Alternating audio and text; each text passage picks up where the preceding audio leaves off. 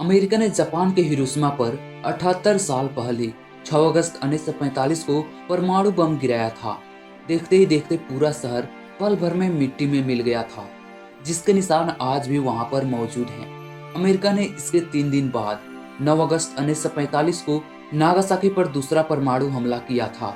दोस्तों, अमेरिका ने हिरोशिमा पर जिस बम को गिराया था उसका नाम लिटिल बॉय था और नागासाकी पर गिराया गया बम का नाम फैट मैन था। दोस्तों, अमेरिका ने इस हमले में हिरोशिमा के 1,40,000 लोग और नागासाकी के करीब 74,000 लोग मारे गए थे।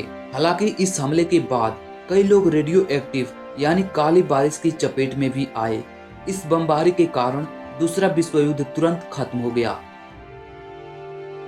जापानी रडारों ने दक्षिण की ओर से 6 अगस्त 1945 की सुबह 7 बजे आ रहे अमेरिकी विमानों को देख लिया, जिसके कारण चेतावनी सायरन बज गया। अमेरिकी वायुसेना के कर्नल पॉल टिबेट्स ने अपनी बी-29 विमान से 8:15 पर लिटिल बॉय को हिरोशिमा के ऊपर गिराया और बम को नीचे आने में सिर्फ 43 सेकंड लगे। अमेरिका द्वारा जापान के 2 शहरों हिरोशिमा और नागासाकी पर गिराया गया बम इतिहास के पन्नों में डार्क चैप्टर के नाम से दर्ज है। हर साल 6 अगस्त को शांति की राजनीति को बढ़ावा देने के लिए इस दिन को याद करते हुए हिरोशिमा डे के रूप में मनाया जाता है।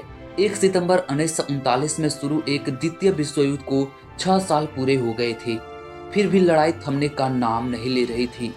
इस समय में जापान एक ताकतवर देश हुआ करता था और इस युद्ध में लगातार हमला कर रहा था।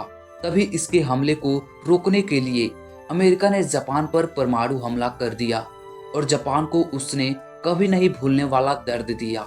द्वितीय विश्व युद्ध को 1939 से लेकर 1945 तक लड़ा गया। अमेरिका ने जापान के हिरोशिमा पर जिस बम को गिराया था उसका वजन करीब 4 टन यानी 40,000 किलोग्राम का था। इस लिटिल बॉय में करीब 65 किलो यूरेनियम भरा हुआ था। इस बम को एलोना गे नाम के विमान से गिराया गया, जिसके पायलट पॉल टिबेट्स थे। अमेरिका इस बम को जापान के इनोई ब्रिज पर गिराना चाहता था। हालांकि अपने लक्ष्य से कुछ दूरी पर गिरने के कारण लाखों लोगों को अपनी जान गंवानी पड़ी और कई हजार लोग घायल हो गए। जिस समय परमाणु बम गिरा उस समय हिरोशिमा का तापमान 4 लाख डिग्री सेल्सियस तक पहुंच गया था। दोस्तों, हिरोशिमा और नागासाकी को परमाणु बम गिराने के लिए इसलिए चुना गया था क्योंकि हिरोशिमा और नागासाकी दोनों ही महत्वपूर्ण मिलिट्री सेंटर थे। हिरोशिमा एक महत्वपूर्ण सैन्य अड्डा और संचार केंद्र था, जबकि नागासाकी एक प्रमुख औद्योगिक और नौसैनिक बंदरगाह था। इन शहरों का जनसंख्या घनत्व ऐसा था कि बम गिराने का प्रभाव अधिकतम हो सके। नागासाकी की घाटी जैसी भौगोलिक स्थिति ने भी बम के विनाशकारी प्रभाव को फैलने से रोका, लेकिन फिर भी इसका प्रभाव बहुत ही घातक था।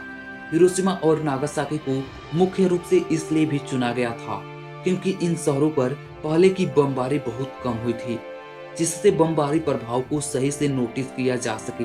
इसके परिणाम स्वरूप जापान ने 15 अगस्त 1945 को आत्मसमर्पण कर दिया, जिससे द्वितीय विश्व युद्ध का अंत हुआ। हिरोशिमा पर परमाणु बम गिरने के प्रभाव मानव इतिहास की सबसे भयानक घटनाओं में से एक है।